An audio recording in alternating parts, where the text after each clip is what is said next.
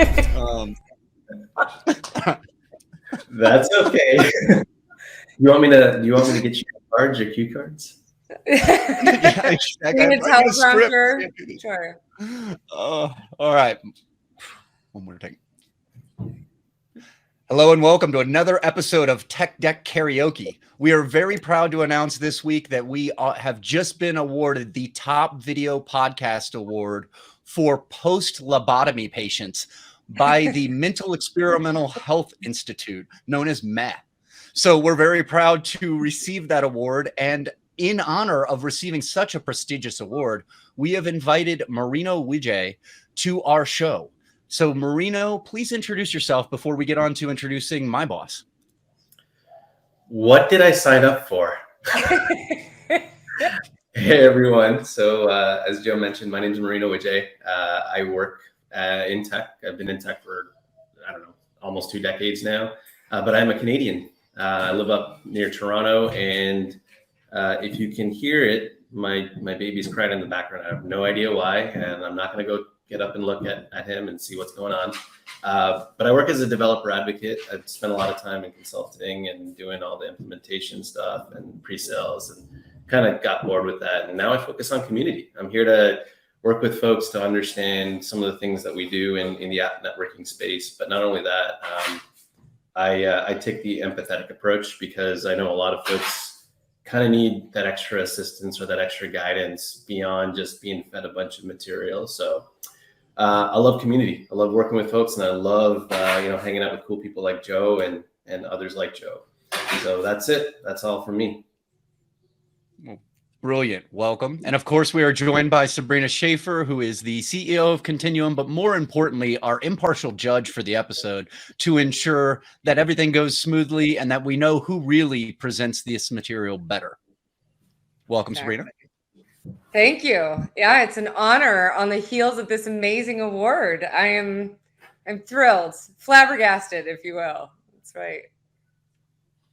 So, little known fact about Marino, about a week, maybe 2 weeks ago, Marino successfully drove tractors, heavy equipment, and helped in wrangling a bull, all with about 68 seconds worth of instruction. And he lived to be here today. Wow. All right. I did live through some other things too, but we won't talk about that right now. Off the record. That is all off the record. All right, excellent. So then the last thing before we get started is, Marino, can you confirm that I have just received the slides and never seen them before?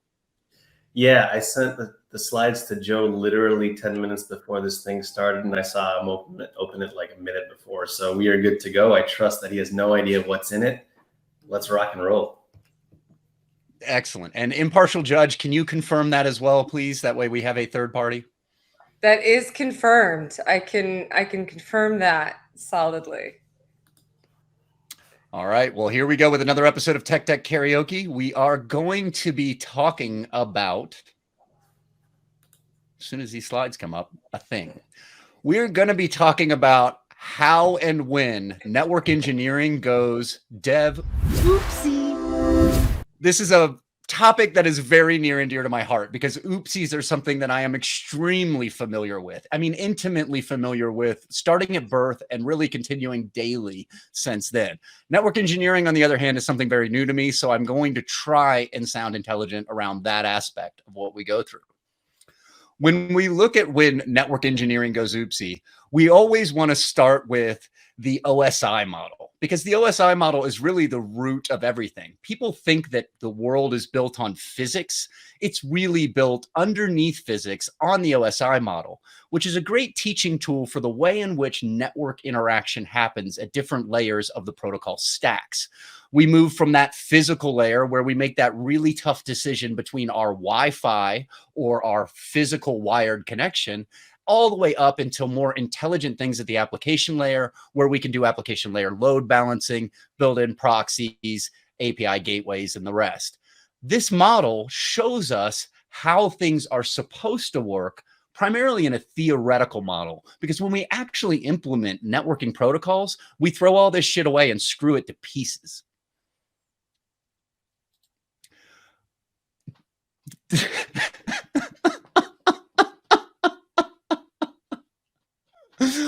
we end up, when we're screwing it to pieces, with a spaghetti mess of cabling, typically Cat5, Cat5e, Cat6, but that modern cabling designed to drive 1 and 10 gig networks.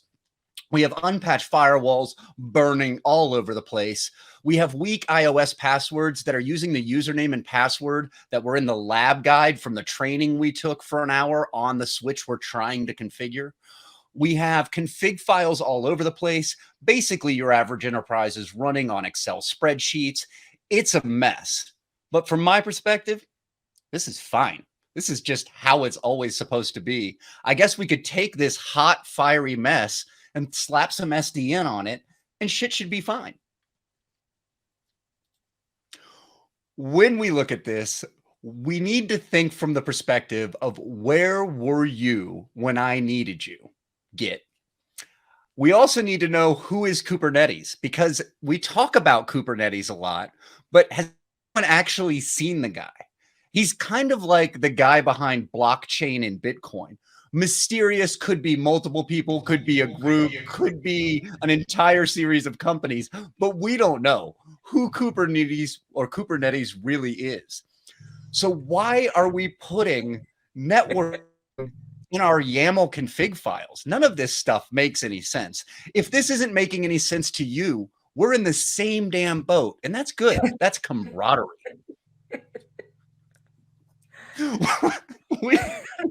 The penultimate slide, which, if I remember correctly, penultimate is that the right before the ultimate? Like the ultimate is the top, and penultimate is the precursor. Is that correct? Am I wrong there?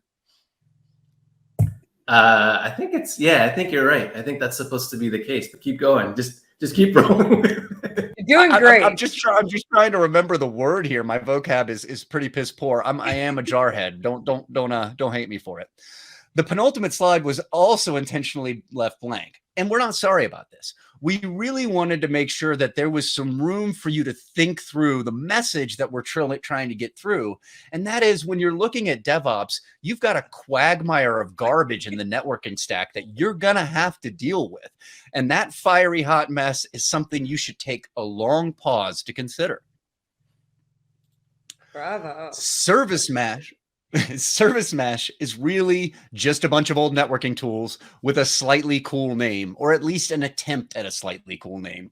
We slapped together the old big boxes of VPNs, routers, firewalls, some random acronym that I've never seen before, and I'm not even going to try and sound smart too.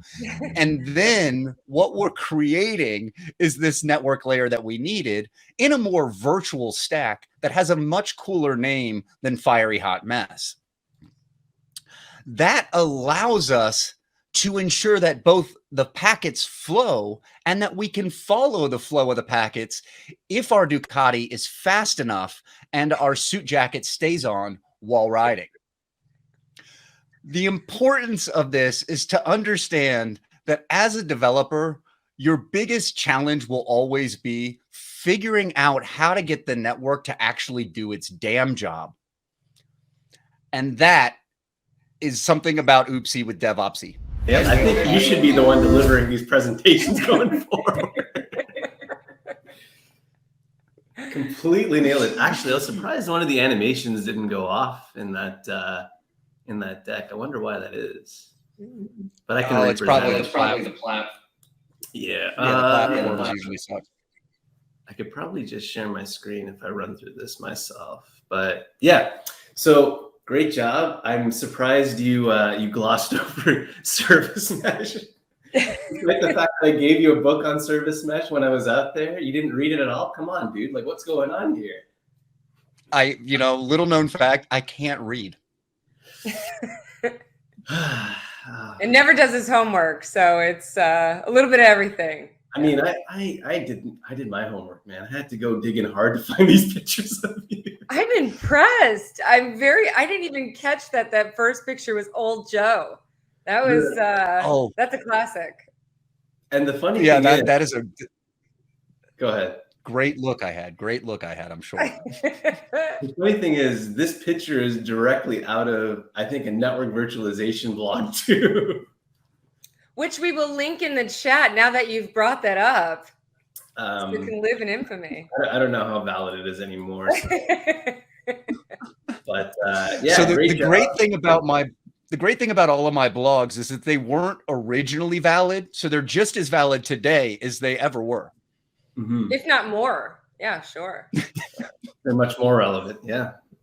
So the interesting thing is I had to like cut down a lot of slides because this was probably about a 20 slide deck meant for a 30-minute talk, not a 10-minute. So there was one slide where I kind of had to shim a bunch of things together to kind of, make you kind of talk through it and think like, holy shit, what the hell am I trying to say here? Like I have no cohesive thoughts, but you managed to put it together. And I have nothing bad to say. That's the problem. Like, I don't know what to say. That will, sorry, go ahead, Sabrina. I mean, well, there's plenty of bad to say. Let's be honest. There's plenty to say. No, I agree with you. I was impressed with the, sometimes you have to take a pause and reflect on what we're talking about. That scored you some brownie points. I'll give you that. Sure, I'll give you that. That is for the record, that is the first compliment she's given me on any of my presentations in the series so far. Yeah, that's true. I love like how you saw that one slide where everything was on fire and you just like, you lost it because it was the combination of knowing that meme cartoon and then seeing my face in it and going, yeah, this makes sense, right? Like when there's a bunch of burning shit, Joe should be standing there smiling. Exactly. He's right in the center of it. Yeah, exactly. Right there. I was all right, Mourina, are you? What's up? Go ahead. No, go ahead. No, you go ahead. I was gonna say, are you ready to give it a try and see if you can out-present me on your material? I don't know if I can out-present you, man. This is gonna be tough, but let's. I take a slightly different approach. I don't necessarily just kind of go through the slides. I'm actually about the story mode here. So let's talk about a story. Let's talk about what the hell I had to do to kind of get here. So let's rock and roll. So network engineering goes DevOopsie, eh? Part of the reason for this, for why I made this talk, was because of what I saw in terms of patterns, in terms of what was going on in the whole networking world. And it really comes down to, what Joe presented earlier on around the OSI model. But it's really about the journey. So when I started off in network engineering, I was literally plugging in wires into a bunch of switches. I was staring at spaghetti. And when I looked at that, I thought that, I knew everything when it came to tech. I basically plugged in a bunch of shit and, things were flying around, things were lighting up. And it was only until my supervisor at the time told me, hey, there's this whole world to networking I think you might truly enjoy. You should go check it out. You should go check out the CCNA and, follow what Cisco's doing. And I thought to myself, yeah, you know what, why not? And so I dug into it and I was like, oh shit, I know nothing about networking. Plugging in a cable into a switch was just the surface that I was scratching. And literally, like, we're seeing that with the physical layer. That's what I was doing. I was messing around in that one layer and didn't really know what was beyond it. So when I began to dig into it, I started to realize, hey, there's a very cool thing going on here. I love to see how packets move around in this world. And I love to see it with different lenses. I would look at it from the lens of something called Wireshark, or I would look at it from the lens of, hey, that ping went right through, or I could see that trace route. And that's what did it for me. But I started to realize it was much more to networking, because while I was enjoying configuring a bunch of routers and switches to effectively move packets around, there was a whole other world that was being built alongside this. And that whole world started to translate into this virtual one. The virtual one is one where you could just literally write your network in a piece of code and deploy it. But it didn't look like code. It just looked like something that was so far abstracted from the physical world. And that's how we arrived at something called software-defined networking. But then, alongside that conversation, what we also started to see was this transition into this world of containers. And so with containers, you start to see different interesting patterns. You start to see different scale, different needs. and the networking needs change at the same time. And that doesn't necessarily mean the foundational aspects of networking change, like routing is still routing, switching is still switching, but what actually changes is how fast we can do this stuff. So do you mind if I interrupt for a minute? I really like the You really like the what? What do you really, your pictures? What do you like? No, I love this slide because it does a really good job of showing where SDN lives, right? SDN lives on top of a physically connected, bridged, routed topology. And then we're building that intelligence, that virtualization layer, whatever you want to call it, on top of that to add the higher level services. So it allows you to democratize the underlying routed network and add rapid intelligence above. And that's just it, right? Like that's why we're here. But the problem is it wasn't the network engineers that got here. It was someone else. And what started happening was we started leaving them behind. We started progressing forward with the fact that our applications were so important that we started to abstract, and we were abstracting using software. But the thing is, who's developing the software? Developers, because they have the mindset of, hey, I need to be able to build this app in the way that I want it to communicate with another part of my app. And so we diverged. And because of that divergence, we left the network engineers behind. And so this is what was supposed to come up when you were presenting, but it did not. And now you kind of, see what it is for what it is. And so, I fast forward my career to the point where I'm working in a data center. I'm seeing spaghetti all over the place. I'm working with converged networks, effectively Ethernet networks alongside fiber channel networks that's effectively carrying my storage around. But it all looks like a mess. Like it's this one huge cluster. And quite honestly, like we don't know as network engineers how we could truly get away from this, because this is complex. We love complex. We enjoy complexity. And when something simple walks around and comes by and says, hey, I can do this much better, we're kind of like, I don't know. But I had to make that jump. I had to make that jump to SDN to understand like why the hell we were actually abstracting networks or relegating the physical networks to just being present and available and things that just move packets around, where the intelligence, like you just said, Joe, like lives in software. But then, like I was mentioning, there are a lot of other things that came by as well. So for example, where were you 10 years ago, maybe even 15 years ago, when you were configuring a bunch of network devices and you had to store your configs on your laptop? And then, oh, by the way, you didn't back up your laptop. And so suddenly there was a power surge that hit your laptop. You lost all your configs, and now you're rebuilding everything. So where was Git when we needed you? Like, honestly, Git or GitHub or the version control system is so goddamn important right now. And that's primarily because it was doing what we needed it to do 10 years ago. It was taking care of any sort of version drift or config drift. It was allowing you to check for changes, track your changes, track if anyone made any sort of changes a few days ago that might be contributing to some strange network performance. But that wasn't there. Like, we were trying to track these manually.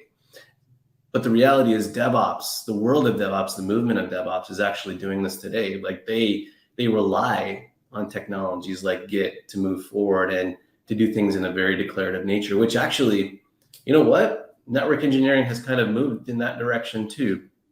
And then you throw containers into the mix with Kubernetes and this whole layer of abstraction on top of it. And you're like where the heck are packets flowing? Like, where are things going? Where are things moving? How am I changing IPs so quickly? And that's just because this occurred because software engineers and software developers and DevOps practitioners decided, you know what, we have to be able to create networks just in time and then destroy them just in time at the same time, because our applications are changing pretty damn quickly. This whole notion of continuous integration and continuous delivery has meant that we can make changes to our apps pretty quickly. But when those apps change, our networking has to change. So our networking has to adapt. And this is why we're literally putting networking in our YAML configurations, because we are telling the systems, we want you to look like this now, but then, a couple of days from now, you got to look a little bit different, and you got to honor that. And so the paradigm shift here is that while those physical networks have been relegated to just moving packets around, so have our software networks. They're just moving packets around. And so what it really comes down to is we're moving up this stack. We're moving up the OSI stack to basically just like drive the intelligence there. We're effectively just trying to drive the intelligence right at the service mesh layer. And the service mesh layer, quite honestly, is a reimagination of all those networking technologies we've lived through over those last 10, 15, 20 years. Service mesh offers those VPN-like capabilities. We're still encrypting things. Service mesh is saying, hey, if you want to go to this destination or that one, I'll make sure that happens. It's a router. If you want to prevent certain kinds of connections, if you want to prevent, point A from talking to point B, we're a firewall. And there's just so much more, because when you think about it, this is what app devs wanted for a long time. They decided to build it themselves. And then, you know what? Me as a network engineer, I look at this and I'm like, holy shit, we just built a software networking system all over again. So we've come full circle. And quite honestly, we haven't left the network engineers behind. We kind of just need them to come along for the ride and see the same patterns that I see. And so from my point of view, like when I think about the whole notion of network engineering goes DevOopsie, all these foundational aspects, all these fundamentals of networking still exist. They still live in the paradigm of DevOps, but at the same time, if you follow the packets, you'll figure out what's going on. And that's all I got. Love it. Very nice. Very nice. I love the story format and tying it all together. Because if you look, there's a few things that I see a lot within the network engineering community, especially like the traditional network engineering community. They look at something like Git or GitHub as this developer tool, but really that it's a storage and change repository for code, right? Which that code can be the configurations on your switches. That code can be the configuration of your network. So now you've got an entire change management system and automated deployment system for how you configure and modify networks, right? And these people are so used to that old world where network automation was copy and pasting, switch config from one switch to the other, right? Pulling it out of Excel or something like that, dumping it in. Watch 50 lines of code succeed and then one fail and the rest bomb out because you didn't have any intelligence in the way in which you were deploying. That's exactly it. At the end of the day, if you're trying to create a firewall policy, it's all the same. It's just how you're looking at it differently. You're codifying this stuff. And that's what I'm here for, right? Like I'm here to bridge that gap for a lot of those network engineers that are trying to figure out how to move past what they're so used to. And I had to do it, right? Let me build a story for you on how to get there, and you will. It makes sense. And I think there's when you really look at it, there's nothing to fear. Networking was virtualizing before virtualization was virtualizing servers, right? We forget about it because the protocols are so rote to us, but VLANs is a virtual LAN to create a virtual bridge domain to reduce your broadcast domain, right? We've been taking a piece of hardware and slicing it up for network purposes since, forever. So this is just an advent of that to create more intelligence, more speed, more resilience on top of a very robust routed network, right? That's exactly it. Like, think about that conversation you had, 5 years ago about SDN and how you had to have that conversation with people who wanted to plug their console cables right into those systems, right, and configure it up. It's a paradigm shift. It's a complete transformation. But I think the biggest thing to realize, or, when you come out of this, is it's all the same. It's all still there. You're just doing it differently. And I think that's important because I think about a lot of the network engineers that still kind of marry themselves to the, those big tech companies and their certifications and whatnot. And I'm like, there's a better path for you, right? Yeah, absolutely. And I think, sorry, Sabrina, go ahead. Well, no, I'm curious to see what you were going to say, Joe. I was just going to say, Mourina, you said something that really hit me in all seriousness. That as engineers, we like the complexity. It's almost our comfort zone, our safety blanket. And to walk away from that, just feels risky. And to your point, Joe, it shouldn't feel that way. We've been here before. We've done this before. 100%. Yeah. I've always been a person. I don't want to know how. I want to know why, right? Don't tell me hit the hammer on this nail. Tell me why I'm hitting the hammer on this nail. And if you have that core knowledge of networking, if you understand how it's route, how frames bridge, if you understand how these protocols stack together, all of that still applies in this new world. All you're changing is the command line tax with which you deploy it. You're changing the how, but the why, the fundamentals are all very much the same. So if you could switch from vendor A's switch and router hardware to vendor B's, you can switch from router hardware config to DevOps config. That's it, man. That's all it is. That is the message. And the more and more I talk about it, it resonates with folks because they see themselves in a new path and a new career, and that's what it's really all about. 100%, right? It's not, I've never seen it as job replacement, right? Tech is constantly evolving. We need more people. We need more expertise. So it's not job replacement. It's removing the mundane, the moot points of your job. That's repetitive configuration, repetitive testing. I mean, I remember troubleshooting networks where you're bouncing from router to router, looking at tables within a given router and trying to picture in your mind how this all comes together. And now I can go and look at a packet trace across an entire virtual network and know everything that got touched without having to hop switches. I love how your connection is amazing, Joe. Like literally, you're so blurry. It's amazing. I look better in blur. That's by design, actually. We polled the audience and they said, we love the show, but if you could blur Joe a little bit more. So we gave the people what they want, Marino. That's what we did. Get them super pixel. Marino, from my perspective, you did a great job. I'd say at least you covered the material 50% as well as I did. I mean, but I'm a touch biased, right? So we'll turn it over to our judge here, Miss Shafer. What do you think? You know, I will tell you, you did come through on this one, Joe. I'll give you a little bit of credit there. You know, I loved the honest admission where you didn't know things. I was impressed with the speed at which you responded to the deck. So on a scale of 1 to 10, I love when Conan does this, and he never gives a number. You know, he goes you know. So I'll give you an or maybe a meh.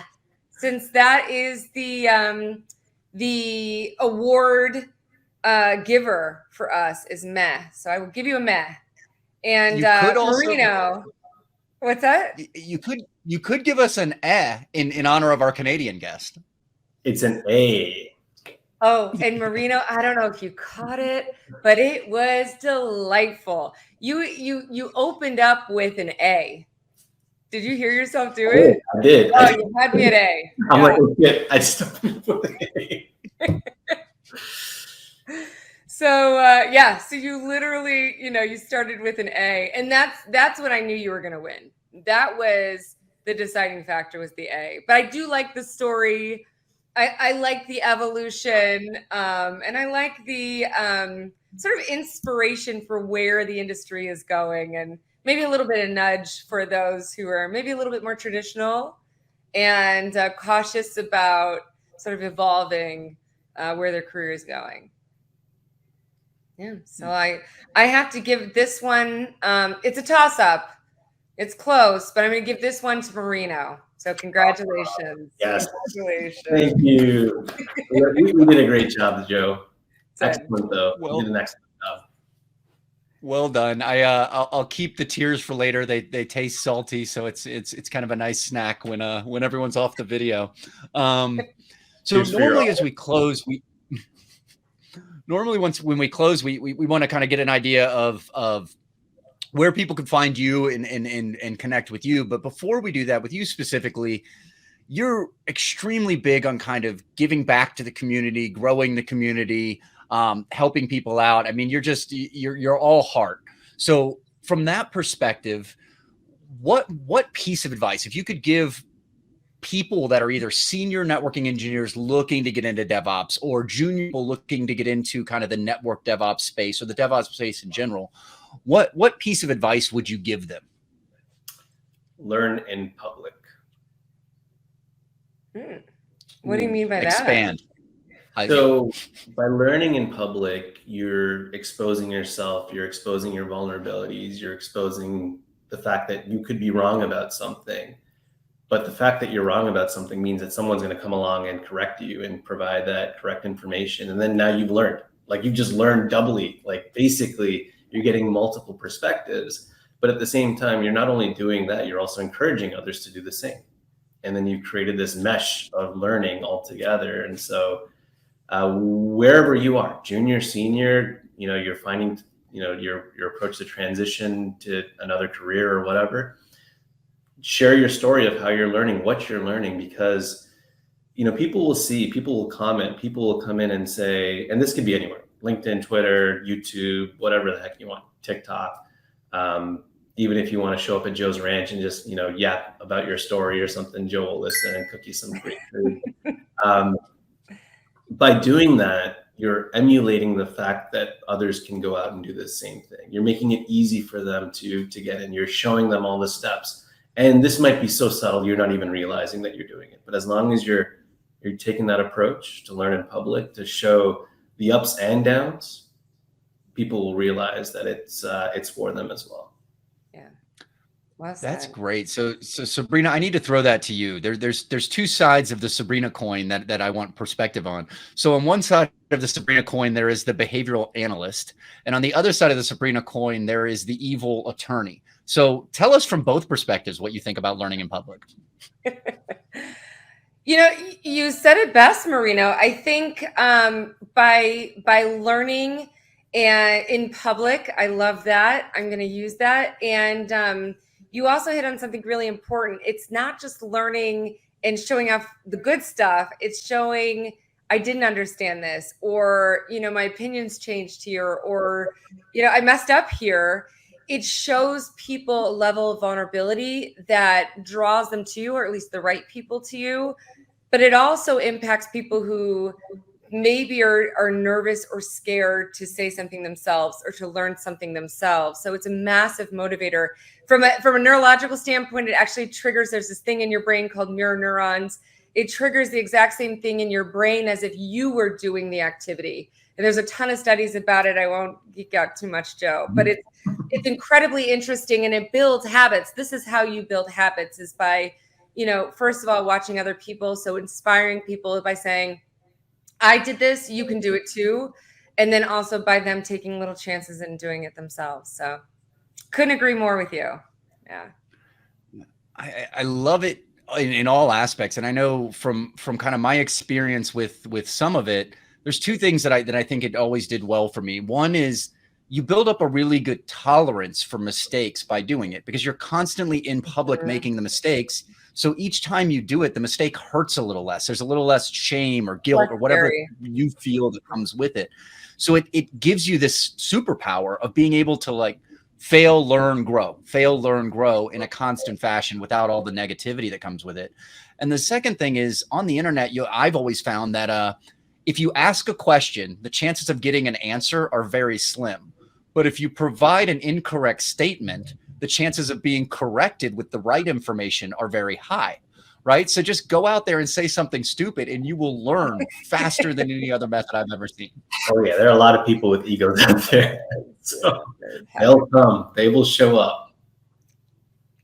Absolutely. So Marino, people who are going to want to connect with you after seeing this and getting a little taste of who you are, where can they find you? How do they engage? So if you want to connect with me professionally, you can find me on LinkedIn. Just look me up, look up my name. If you want to see the wild and social side of me, come to Twitter. You can also find me by my name, and you're more than welcome to connect, and we'll do some stuff, and you can see some of the crazy shit I talk about. Sometimes I post very questionable things at times. And I save that for Twitter. I don't save that for LinkedIn, because LinkedIn, I know there's a little bit of an interesting vibe that goes on there. But yeah, find me there and we can hang out, we can chat. I live up in Toronto, so if you're ever in the area, just let me know. Joe, you know you got to make it up there.